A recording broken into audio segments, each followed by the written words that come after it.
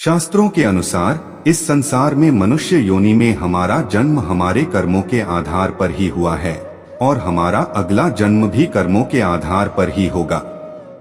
गरुड़ पुराण के अनुसार व्यक्ति के अच्छे या बुरे कर्मों के आधार पर उसका अगला जन्म होता है। मृत्यु को लेकर गीता में भगवान श्री कृष्ण कहते हैं कि जन्म और मृत्यु जीवन का ऐसा चक्र है जिससे हर किसी को गुजरना पड़ता है। इसलिए संसार में जिसने जन्म लिया है उसकी मृत्यु भी निश्चित है और यह अटल सत्य है। गीता में यह भी कहा गया है कि मृत्यु के बाद केवल शरीर नष्ट होता है, आत्मा नहीं। आत्मा पुराने शरीर को छोड़कर नए शरीर को धारण करती है। गरुड़ पुराण में कुल 84 लाख योनियों के बारे में बताया गया है।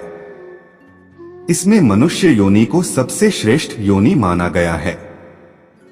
गरुड़ पुराण में कर्मों के आधार पर जन्म लेने वाले योनि के बारे में बताया गया है। यानी मृत्यु के बाद आपका जन्म किस योनि में होगा यह पहले से ही निर्धारित है, क्योंकि आप अपने जीवन में जिस तरह का कर्म करेंगे मृत्यु पश्चात उसी के आधार पर आपका अगला जन्म भी होगा। जानते हैं ऐसे 5 कर्मों के बारे में जिससे अगला जन्म निर्धारित होता है।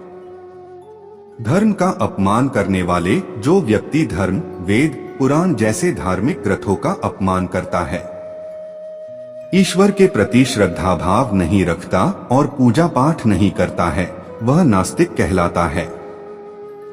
गरुड़ पुराण के अनुसार ऐसे लोगों का अगला जन्म श्रान यानी कुत्ते के रूप में होता है।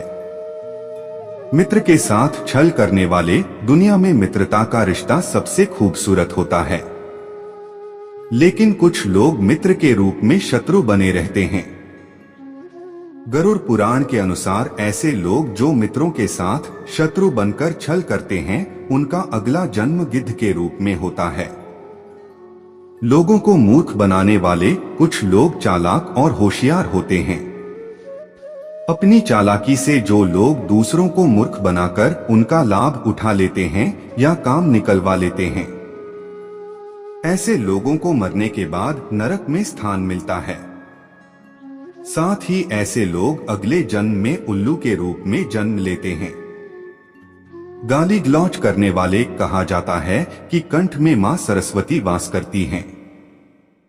इसलिए जिन लोगों की वाणी में मधुरता नहीं होती और जो दूसरों को बुरा भला कहते हैं या हमेशा गाली गलौज करते हैं, उनका अगला जन्म बकरे के रूप में होता है।